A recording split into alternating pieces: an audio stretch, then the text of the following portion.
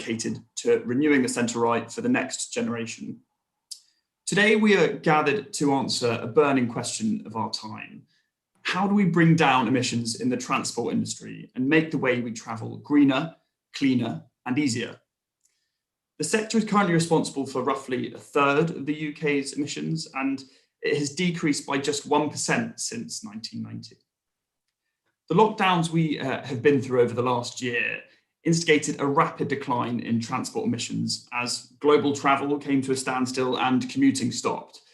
However, our transport sector remains the largest source of our emissions in the UK, and as the economy reopens, broad trends are expected to see transport emissions rise again. And against this backdrop, the government has moved decisively to tackle emissions in the sector. So most recently, they introduced a date for the phasing out of petrol and diesel vehicles from 2030.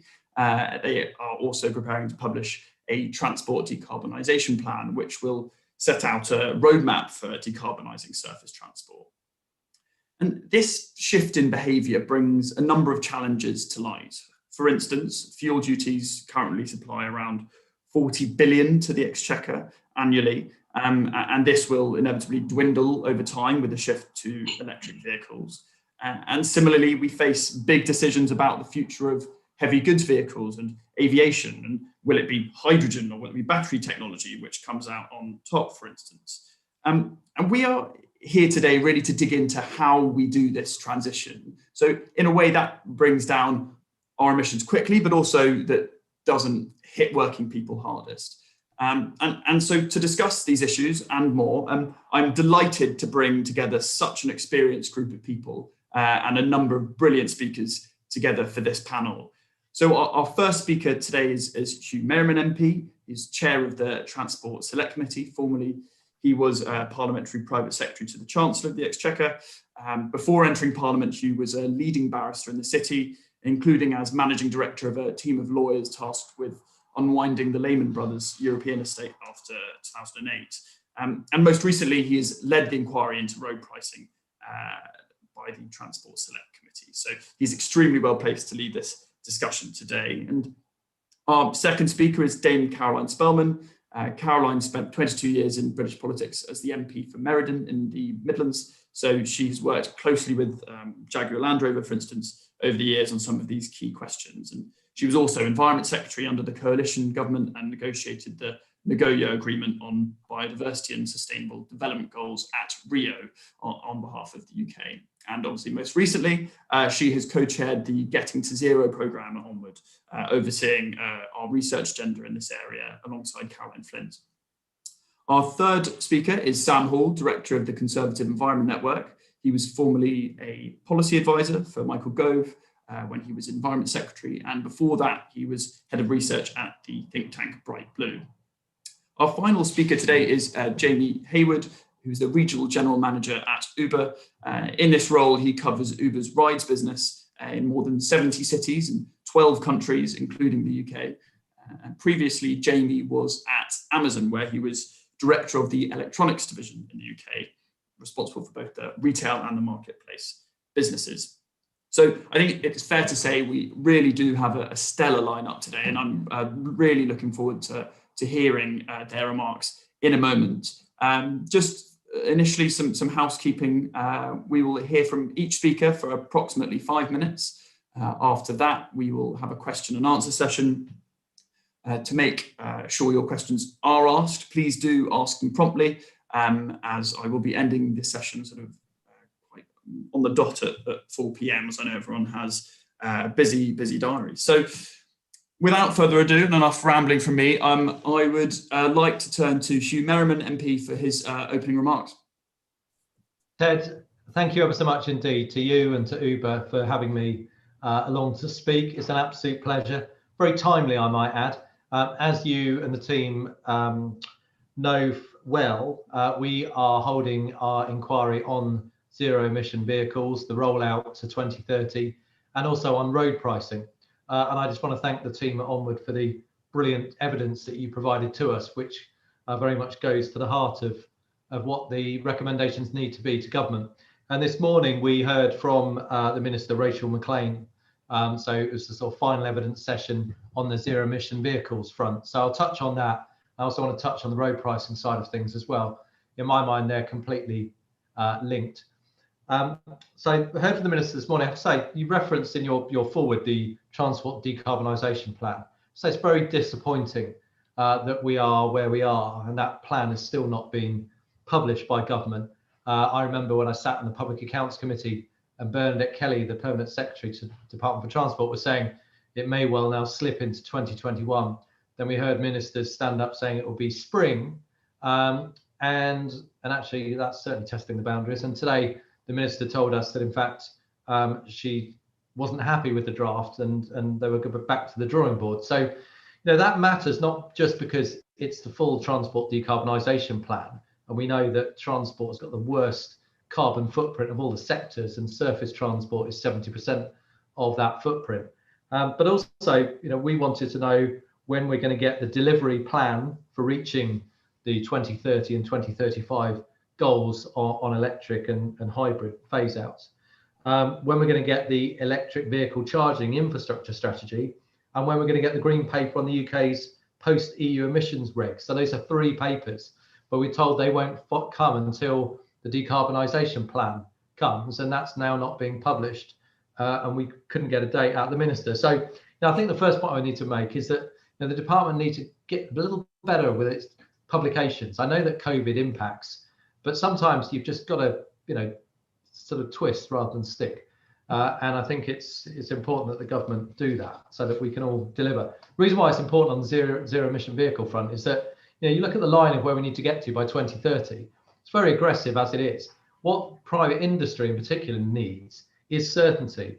The minister did tell us that the regulations off the back of a consultation on what the consumer has to face in terms of charging the various options. There will be regulation, there will be legislation put down, so, along the lines, I suppose, that you could then just use, you know, your charging account in the same way you could probably use your cash point card and go to any bank. So I think that's welcome, but those regulations are due to be laid as legislation this year. But again, we don't want to see that slip because everything else is slipping. And the other thing I really sort of pushed on today was some alternative to the subsidy that government has actually been putting in place with regard to the sort of the charging subsidy that's been given. It's already been cut by government, and it looks like it's going to get phased out to encourage people to take up electrics. And I personally, I suppose as the Conservative chair of the Select Committee, favour an approach where we don't ask hard-pressed taxpayers to pay a subsidy to those who probably can afford electric cars, but those hard-pressed taxpayers can't. There's a really interesting idea out there of having a credits, a ZEV mandate as it's called, which would basically require those motor manufacturers who don't sell enough electrics in the UK to buy credits off those manufacturers who do, and then effectively you get the manufacturers to pay rather than the taxpayer. And I think, and again, I was really pushing the minister to be a bit more ambitious, and not just look at those interesting proposals, but really decide which horse to back.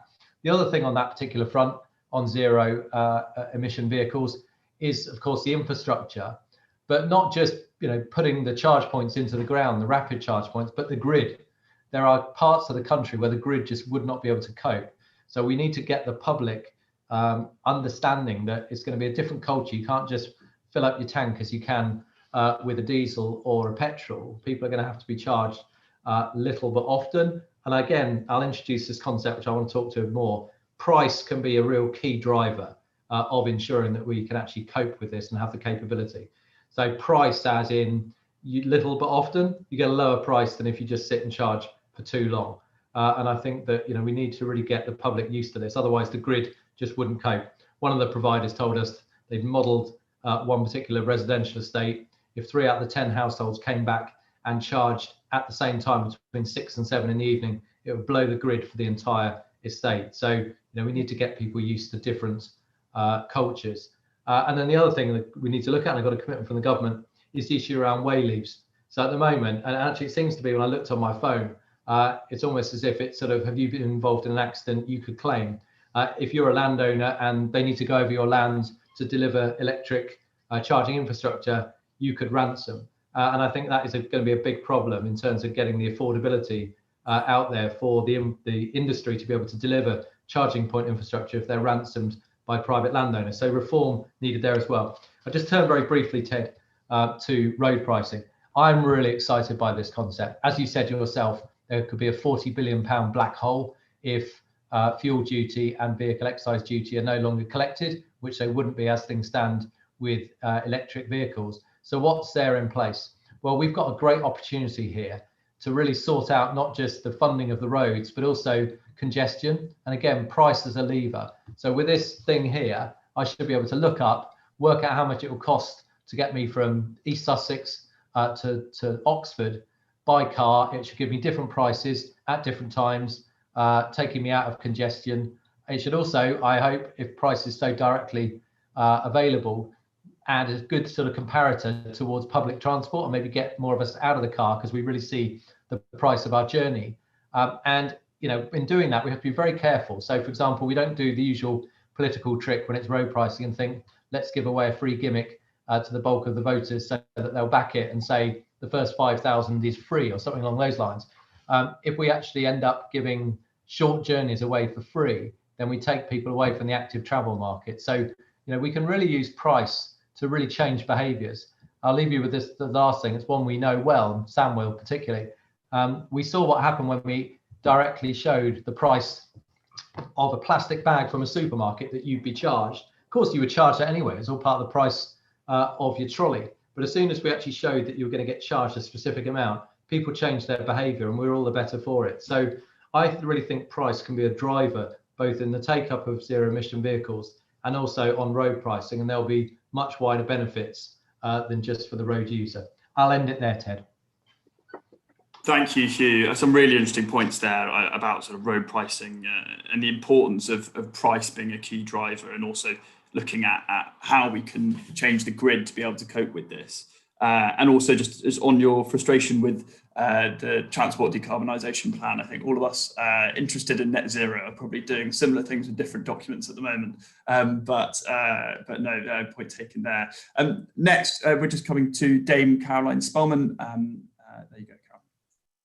Thank you, Ted. So, Hugh, very good to hear from you. Good to see you again, and very interesting your thoughts there, especially on road pricing. So, I've really enjoyed being involved as the co-chair of Net Zero's onwards research on net zero, not least because of the granular level that this research has revealed how different parts of the country are going to be affected in different ways by our aspiration and commitments to be net zero.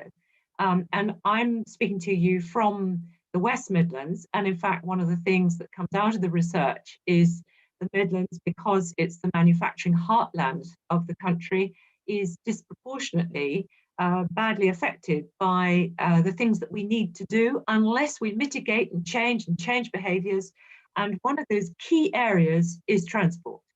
So Ted was absolutely right at the beginning. We've looked at 12 sectors of the economy, but transport are really major contributor to our carbon emissions. And, actually quite big distinctions between land transport emissions, which have actually only declined by 1% since 1990. But more worrying still is the fact that aviation carbon emissions have increased by 125% over the time scale. So my comments are a bit more focused on land transport, though, because a lot of net zero research has shown there's some practical day-to-day changes that are going to be necessary. And in particular, as Ted pointed out, I'm surrounded here by the motor manufacturers and their challenge to meet the net zero commitment by 2030.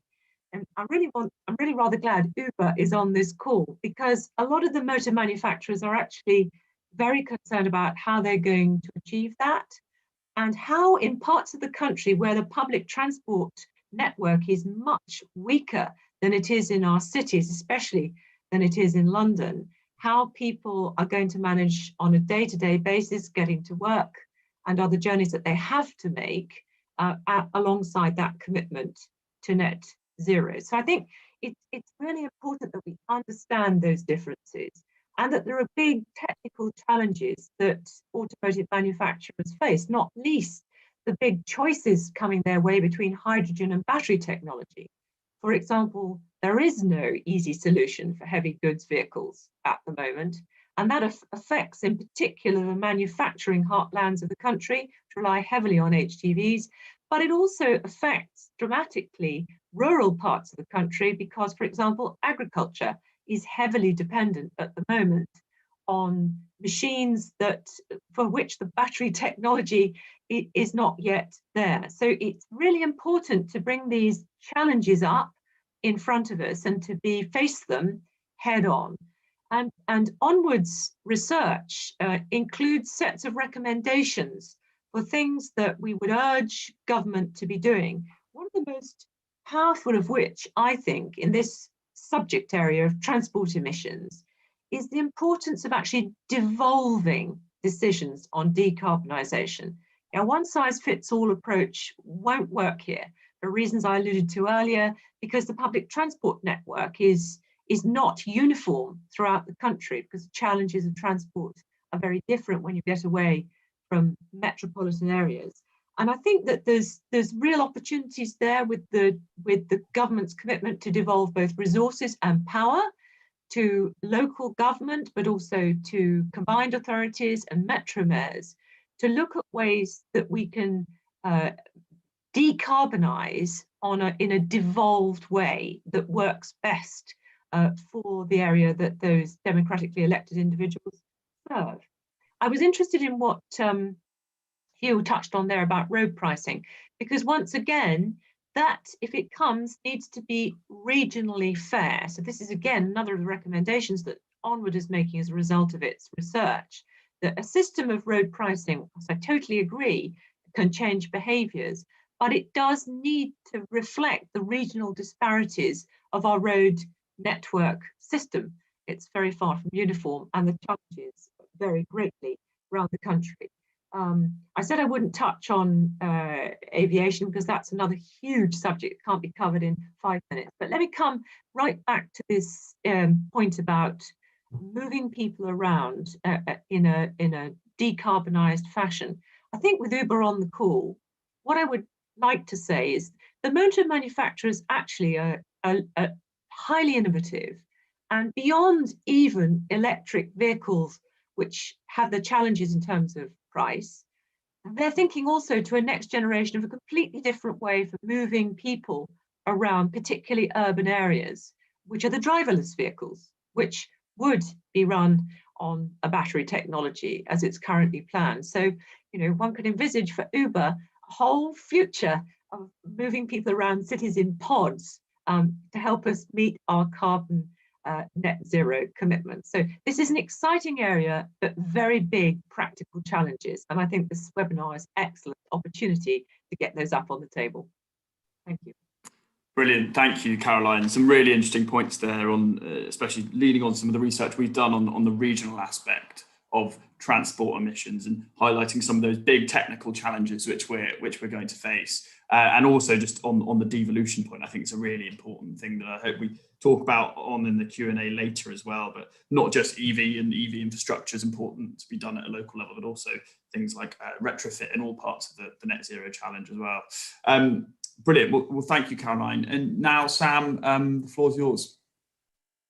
Thanks very much, Ted, and thanks for the invitation to speak today, and also thanks for the opportunity to feed into your Getting to Zero project. As a steering board member, it's been great to contribute to such an excellent and high impact body of research, and I look forward to seeing where the rest of that goes. I want to start off by sketching out the opportunity here with decarbonisation of transport before going on to talk about some of the policies that I think government might need to adopt. But I think obviously this discussion is about decarbonisation, and there's a huge opportunity if we get this right. Transport is the biggest, the highest emitting sector of the economy, but it's not just about decarbonisation. Air pollution, which was something that I worked on a lot when I was in DEFRA, is estimated to contribute to between 28,000 and 36,000 premature deaths each year in the UK. And transport is one of the biggest causes of that. So if we get this right, we can make a serious impact on public health. Similarly, the levelling up agenda, which we know the government's very very interested in and prioritising at the moment. Historically, transport investment has been very poorly and unevenly distributed, particularly trains and buses. If we get this right, we can drive regional rebalancing of the UK economy and stimulate regional growth. It's good for productivity as well. Transport connectivity makes it easier to move goods around, makes it easier for people to get to work. Quicker journeys with less congestion frees up time for people to spend on more productive activities. Innovative transport businesses like Uber can create lots of jobs and new investment, and livable streets that are good for walking and cycling, we know tend to see higher shopping footfall. One statistic shows it can be by up to 40%. There's even a potential benefit for people's personal finances as well. We know that if they're not already, EVs are already cheaper to own over the whole cost of ownership, and will soon be cheaper upfront as well. So, you know, potentially this can help with the cost of living. And I think it's particularly exciting because some of these trends are starting to go in the right direction and being led by consumers and markets. So to give an example, electric vehicles, we've now seen the total plug-in electric vehicle sales overtake new diesel car sales, which is pretty remarkable if you think back a couple of years ago where those figures were. The cost of lithium-ion batteries have fallen by 98% in 3 decades, which is remarkable. And even during the lockdown last year, we saw a big increase in cycling, although that's fallen again since traffic has returned to our roads. We have seen that there is a big latent demand for cycling if the conditions are right for people, if the infrastructure is there, if the roads are safe. And I think that's something that we should be positive about.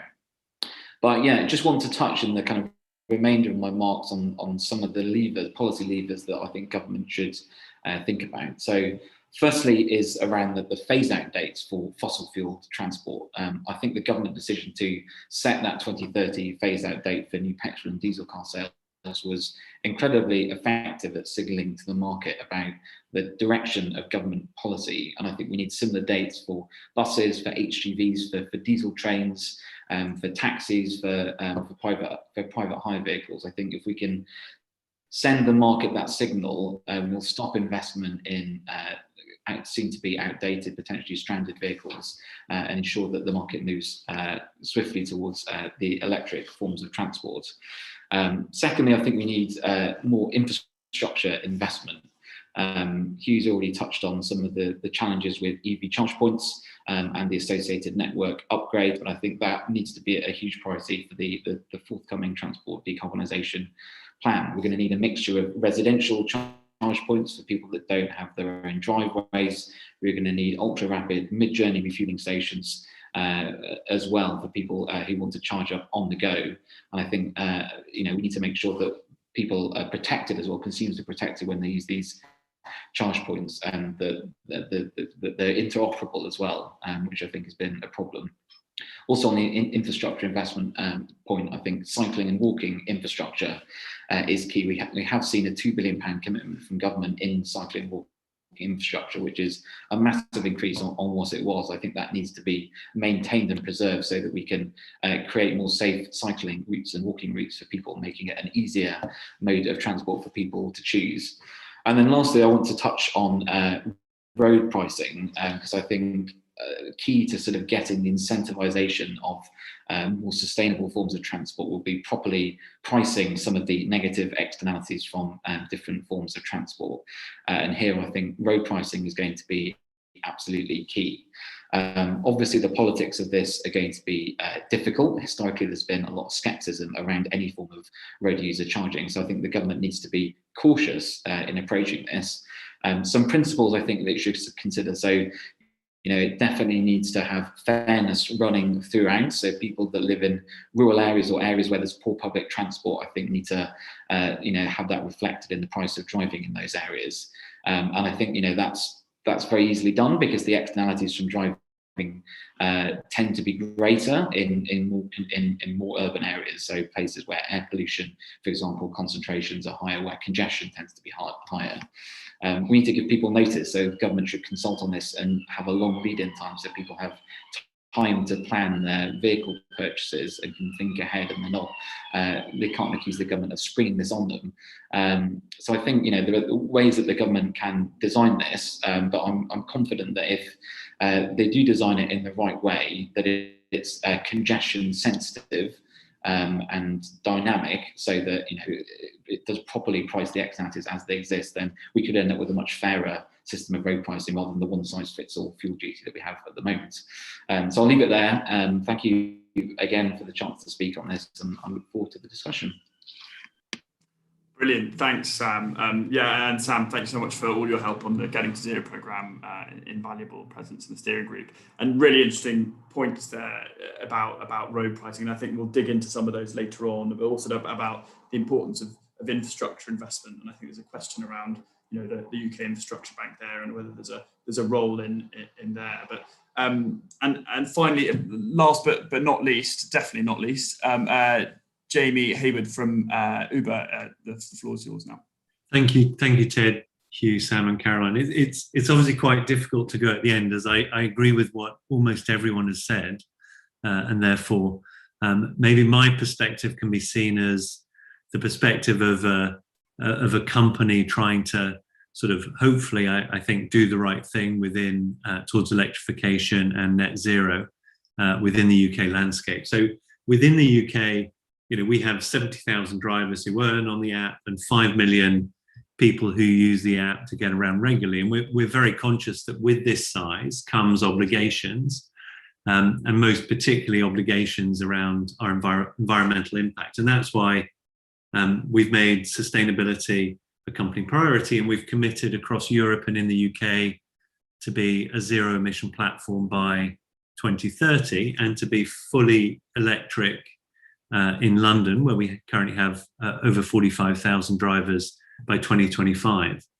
Now, we want to achieve this sort of, if you take a big step back, by providing, first and foremost, a wide range of active and clean transport options. As our belief is that only by doing this can we provide a genuine alternative to private car ownership. So, things that we've done in this area, which are first steps on a very long journey, is in London we've expanded the different modes to include make multimodal easier. So that's things like Lime scooters, Lime e-bikes, and also more recently Uber Boat by Thames Clippers, which is currently having record-breaking trips, as I think everyone just wants to get out and onto the river in the sunshine. And what we've also been doing is integrating real-time transport data and options into the app, so that riders who come on can compare public transport options with active travel or private hire vehicle options. But what I want to focus more on today is not that, but actually it's how we're trying to accelerate the transition to electric vehicles in our fleet and meet the commitments we've made. So in terms of some of the things we've done so far, and this is really in the last 3 years since we made the 2025 commitment to be fully EV in London. First thing we've done is we set up a clean air plan in London, which support drivers with the cost of switching to a fully electric vehicle. So every trip that they take in London saves money that goes into a bank account that's specific to that driver, that can be redeemed against the cost of upgrading into an EV. So currently, drivers have saved over £135 million ready to spend on vehicles. So that's an average of more than £3,000 per driver. What we've also done more recently in London is launched Uber Green. So we now have enough electric vehicles in London to offer a reliable service. We now have an Uber Green product, which is the first fully electric product in London, priced at the same price as an Uber X. We've also started partnering, as Caroline was talking, with a lot of manufacturers. So Nissan, who manufacture in Sunderland, Kia, Hyundai, also Arrival, another British tech startup, where we're working on specifically dedicated taxi and private hire electric vehicles due to be released in the next few years.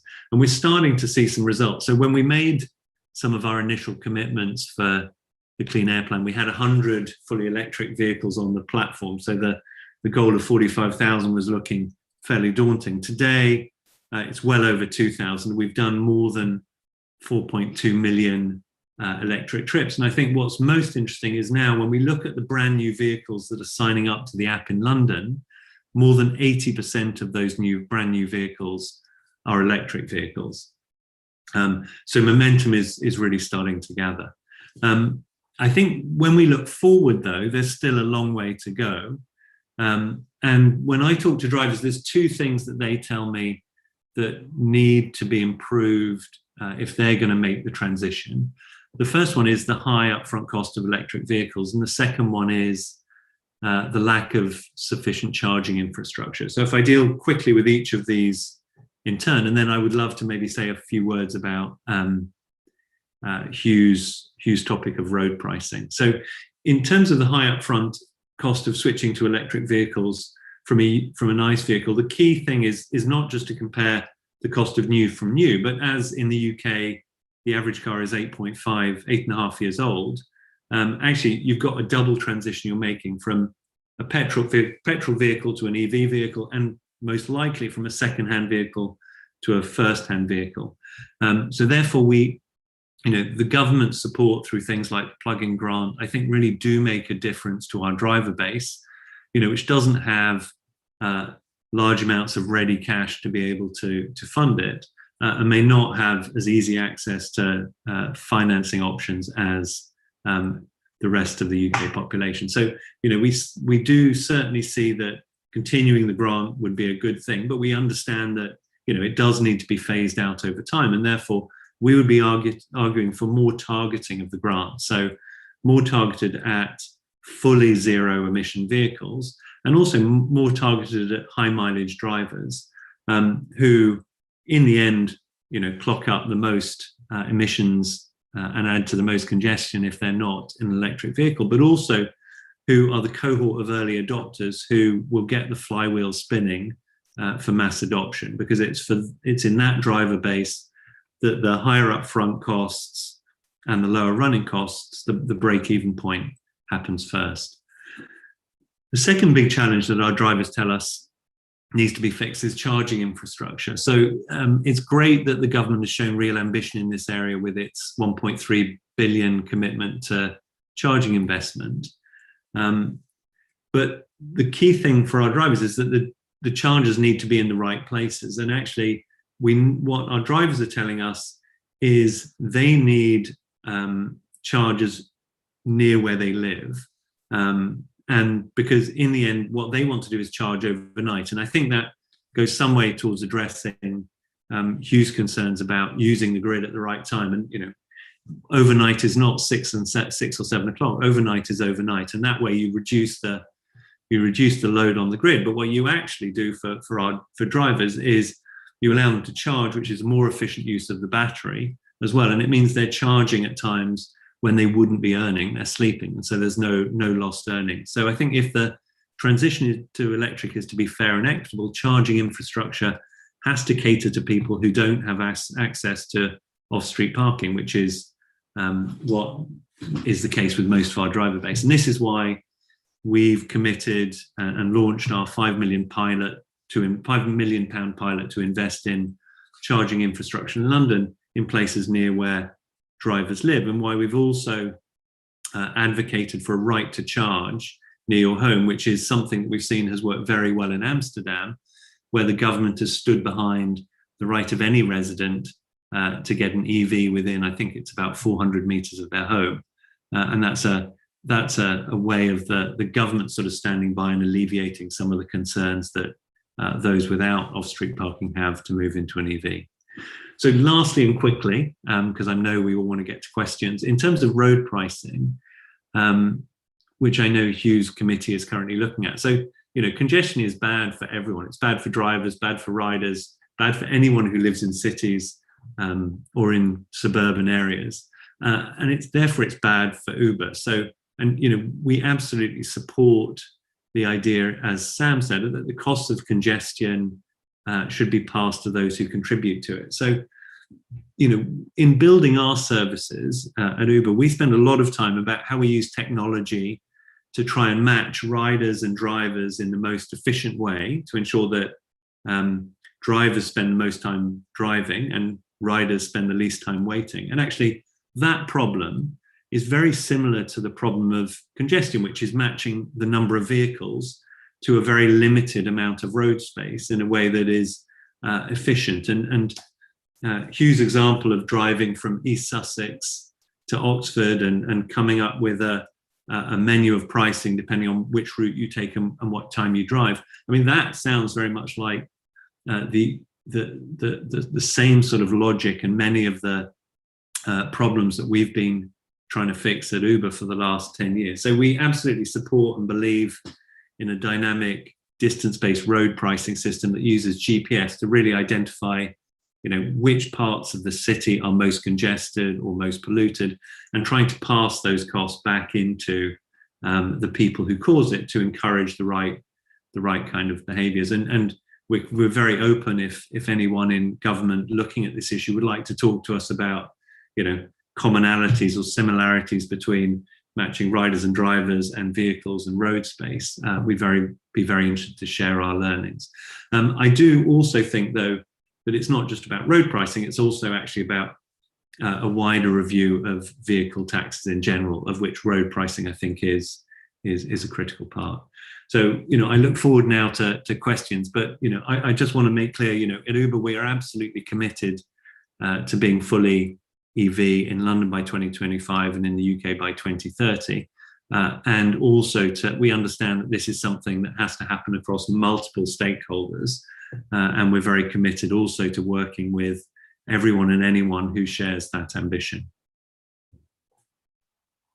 Brilliant. Thank you, Jamie. Some really, really interesting points there about what Uber's doing in this space. I mean, some really fascinating work and some brilliant work you're doing in sort of leading the charge on this. And I know from seeing some of the research coming out of Uber that it's really some impressive sort of initiatives that you're putting forward. And just on your final point there on the EV charging points and how actually your drivers, I remember seeing some research recently with your drivers saying they often live in the outskirts of cities where there's barely any EV charging points, whereas they're all sort of flooded in zones 1 and 2.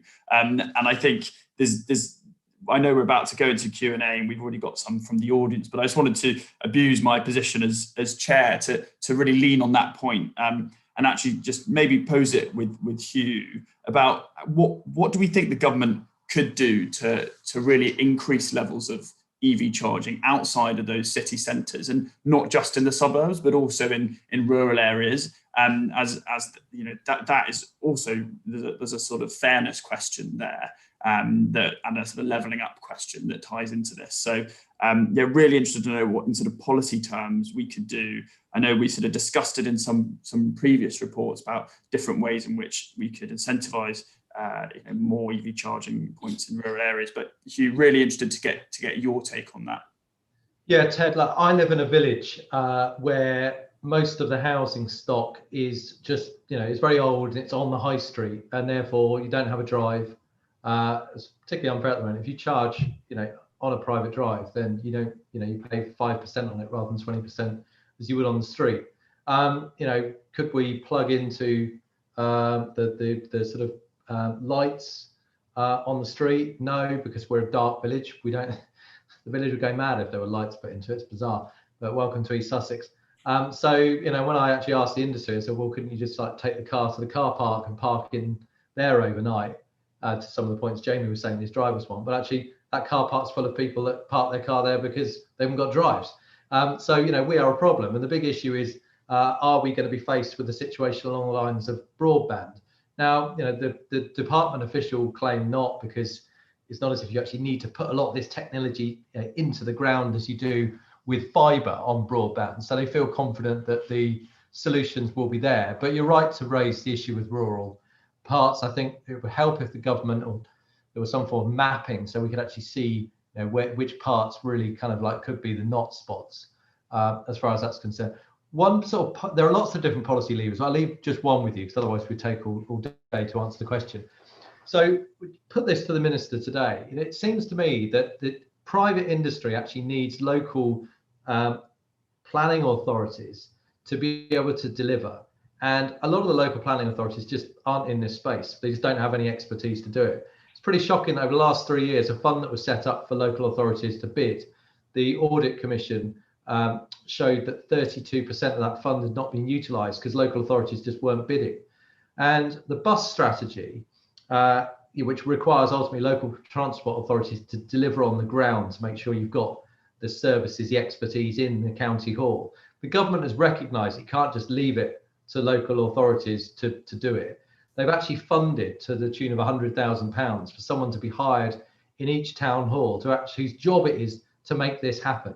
I think that that's exactly what we need for each local authority. So someone in planning, it's their job to make sure that this infrastructure is fast tracked, that the new properties that are planned as growth areas are actually sort of, have this capability there. That should be their job, their driver.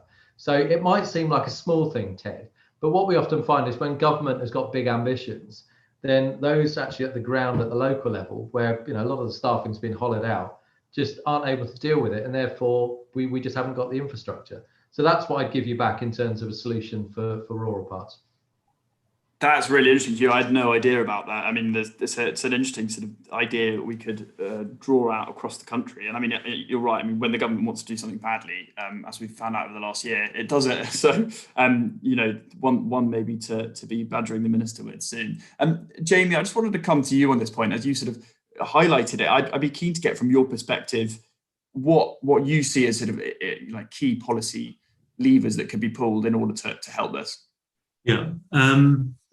So firstly, if I maybe elaborate a bit, Ted, on your question. So there's an interesting chart in our Spark report where we show where commercial drivers live, Uber drivers live, and we show the number of charges per head of population, and they live, they live in almost the exact opposite areas of London to where the charges are. So they live in Hayes, Tower Hamlets, Redbridge. Whereas actually the charge is much more central.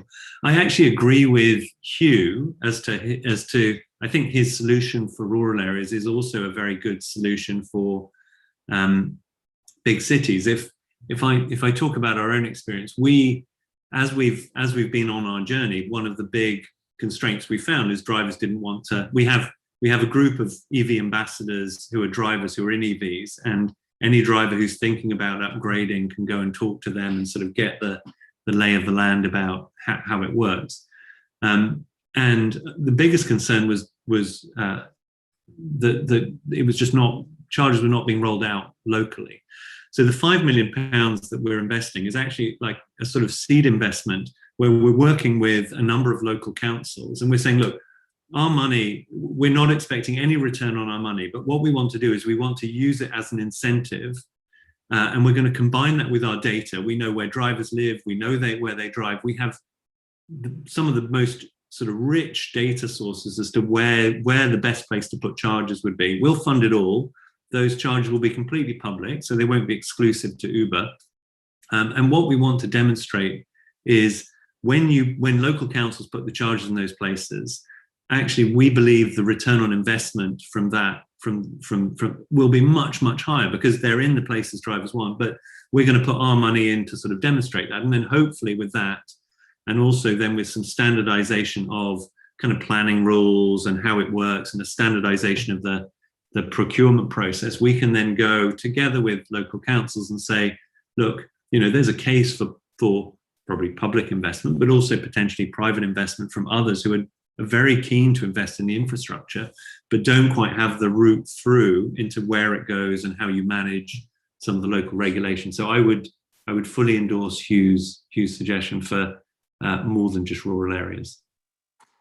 Brilliant. Thank you, Jamie. Just conscious of time, I think I was thinking of moving on to another question in the Q&A. Here we've got one from Phil McNally, who quite rightly highlights the sort of concerns around sort of privacy fears for drivers and with regards to road pricing. And I think there's an increasing debate as we sort of shift towards autonomous vehicles and how it could all be sort of tracked via satellite as well, the road pricing through that. I'd be really interested. I know, Sam, you've sort of spoken about road pricing quite a lot in the past. Keen to get your thoughts on how we tackle that problem of invasion of people's privacy. Well, yeah, I think there are a range of ways of doing road pricing, of monitoring where vehicles are travelling. As I understand it, Singapore have kind of number plate recognition software that monitors where people are driving around that city state, and they use that to then send people a bill. Or the alternative is to use kind of in-car software, I suppose. So a range of ways of doing it. There might be one that's better or worse for data privacy, but I think just having really clear rules around what who owns the data, how it can be used, how it can be shared. We're all increasingly used to like mobile phones tracking where we're going and through apps and so on. I'm not sure it's that bigger change, to be honest, from what we see in other aspects of our lives. But clear consumer regulation and data privacy laws, I think, will be key to making that a reality. Brilliant, thanks, Sam. And Hugh, I wonder whether you've tackled this privacy point in your inquiry.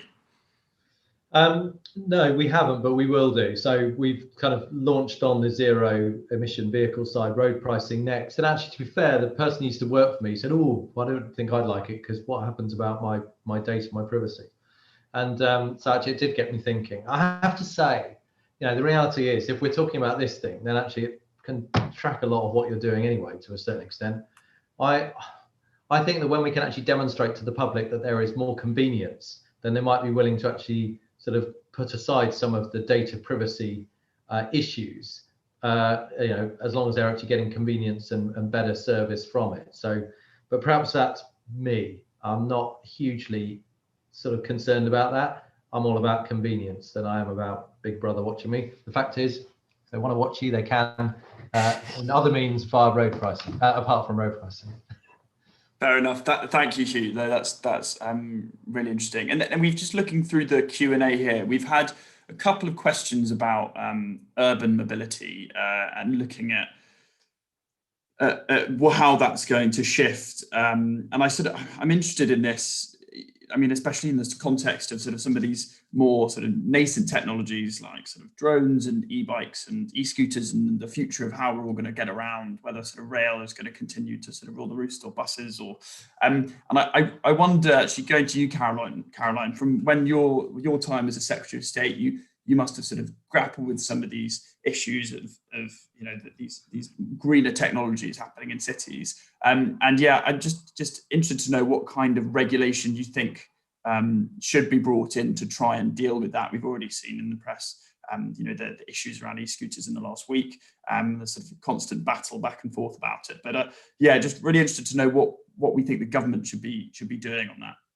Well, I certainly agree with those who've said that planning authorities need to be much more forward thinking about the modal shifts that are coming in transport. I mean, it's simply crazy that could possibly build a dwelling today without the capacity to charge a vehicle from it. I mean, but it's extraordinary how difficult it seems to produce that. But over and beyond that, from a town planning point of view, there are some fantastic opportunities coming to remodel in a way that could support net zero transportation. The obvious thing that's going to go is car parks.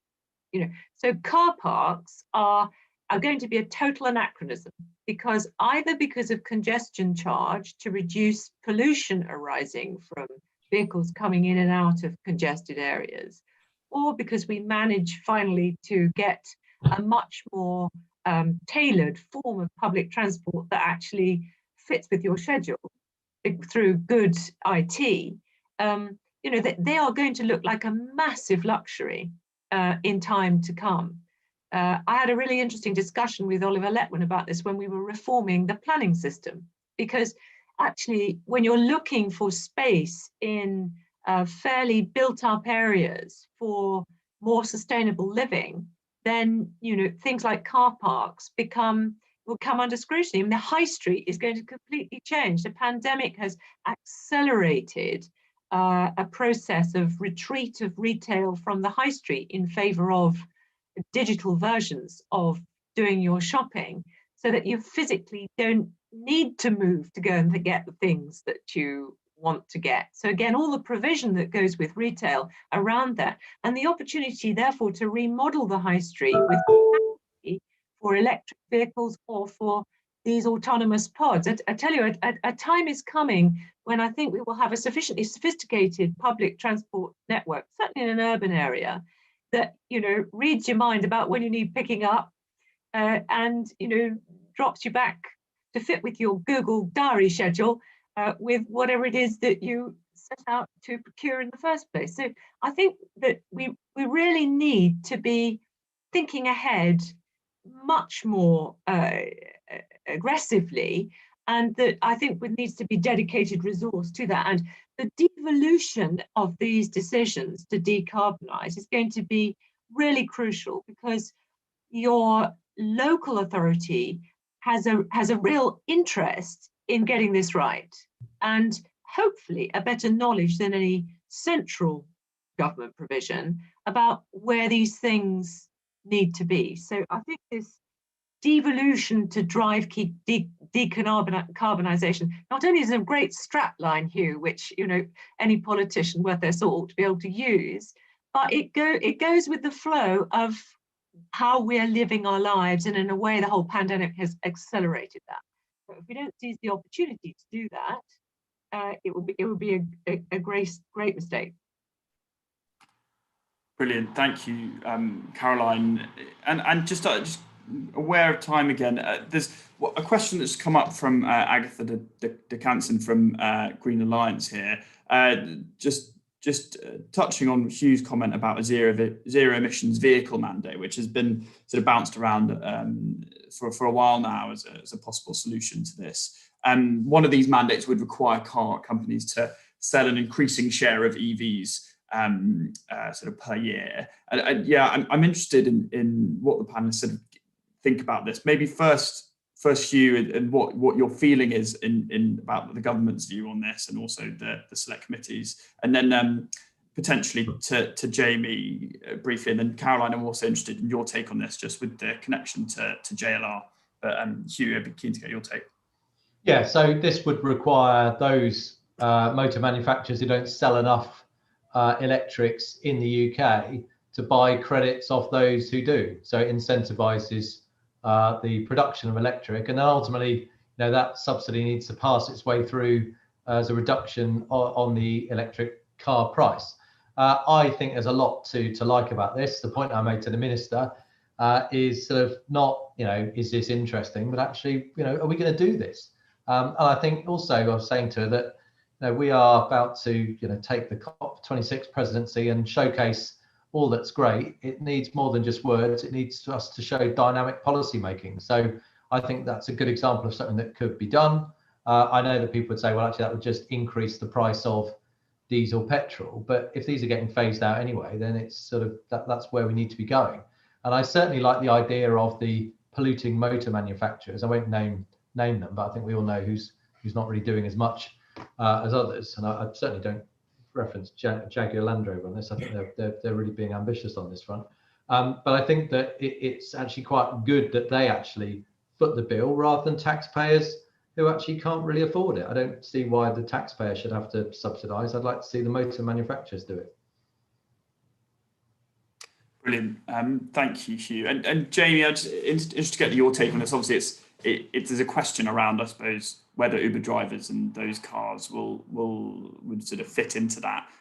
But yeah, I don't know whether you've looked at this as an organisation as a possible policy solution.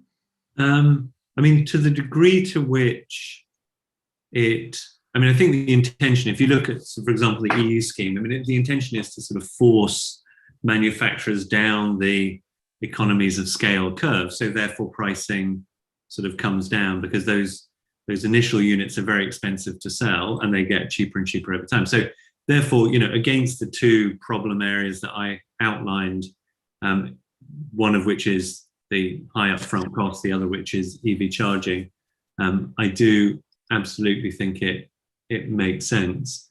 I would also just like to reiterate against Caroline's point that one of the great anachronisms of an urban sort of the urban future is parking. I think it's wider than just parking lots. I think it's parking full stop. I mean, some of the work we've done suggests that 15% of many cities is given over to parking. That just seems like a very strange use of space. And even now in some of the more recent building design, although fortunately it's reducing, up to 35% can be given over to cars.